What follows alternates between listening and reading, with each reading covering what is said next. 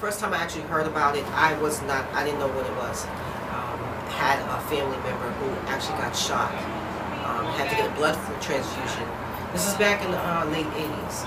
Had to get a blood transfusion and ended up contracting the virus at that time. So I didn't know what that was. I just know that it was something that everybody was scared about, and nobody really had too much information on it. Later on, as I started working with different health centers and that nature, then I found out exactly what it was and how it was affecting the community. Everybody around me as a whole, to be honest with you.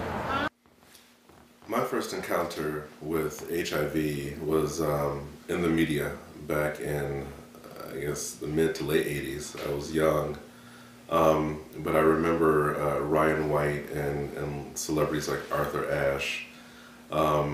My grandmother was also in the healthcare field, so I remember it being a big concern of hers, not in the way that it was for other people, but she worked very intimately in infectious disease at the hospital that she worked at. And I also remember my grandmother trying to adopt a black preemie by the name of Jordan, who was HIV positive, and she was denied adoption rights because she was a white woman. I remember just all of the stigma and the hoopla around it and all of the uncertainty around it. I also remember very graphic and detailed commercials promoting safe sex.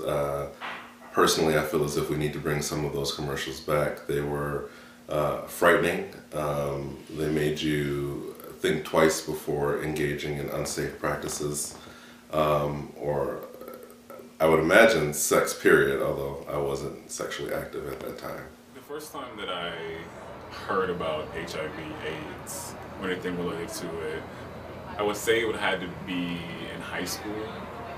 And I think that there was a disconnect from me personally, because the conversation was really around like heterosexual sex.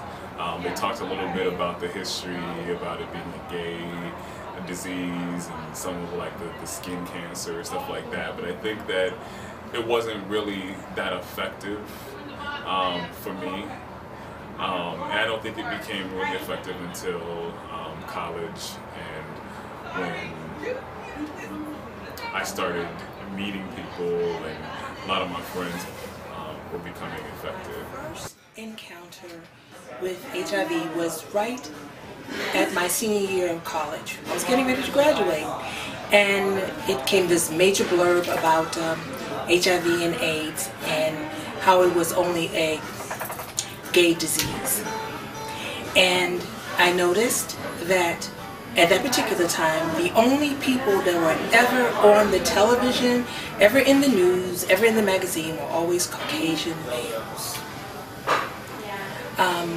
It said the ads derived from things like, oh, it came from Africa, it came from the monkeys, but then only white males were infected. So I thought about that for a little while, and I said, that cannot be really, really true, because there are men of color, women of color that have an alternate lifestyle other than heterosexuals. And so if they're saying that this is a gay disease, then all of these people of color are going to be infected by it or affected by it. 8th and 9th grade, I was in my health class and we were talking about STDs. And in my health book, it was very interesting because the section that talked about HIV had a picture of 2 white gay men holding hands in the Castro. And then I talked about HIV and how in '81 all these people were dying of HIV, didn't know what this virus was. But for me, I automatically, from that picture, connected it with being gay. And I was gay, I am gay. And I automatically just assumed like that's just a part of being gay. And then to also be growing up in a church that was telling me that God brought AIDS to gay people because they're wrong and they're going to hell, that just didn't help also.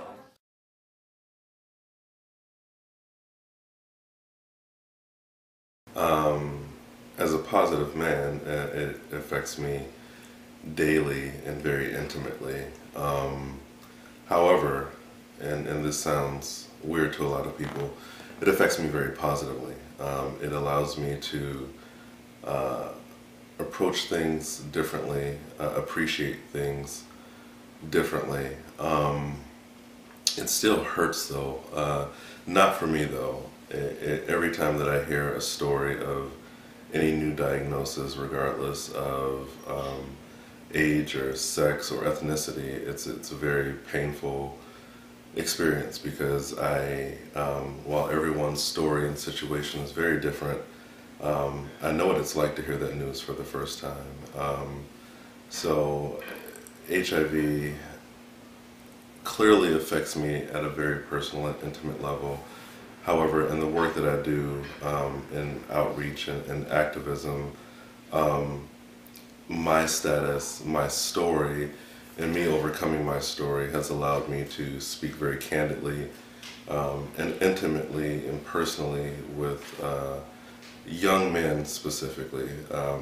I do spend a lot of time and a lot of focus on young black gay men, just because we are on the rise, they are on the rise amongst new diagnosis. But sharing my story and providing my outtake and my experience, I would like to believe helps them cope with their diagnosis. HIV affects me because when my brother or sister is infected, it hurts.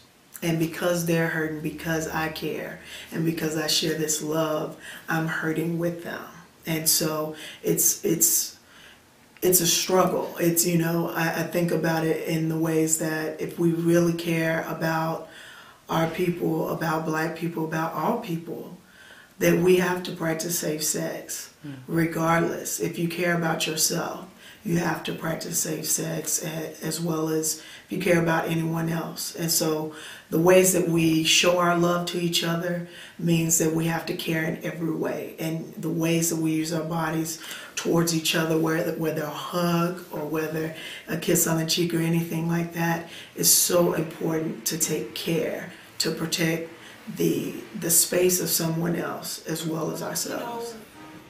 I used to be one of those little flirty girls, and kind of fast and spare of the moment, no protection. And I had a major scare. One of my good girlfriends got infected by HIV, and I didn't know exactly how to handle it. I didn't know how to deal with it.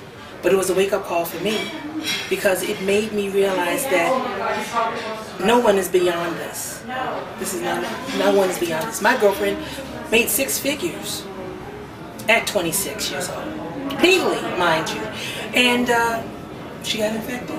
And so that was a major thing. No one is beyond reproach when it comes to HIV. So it affected me to get it right. HIV never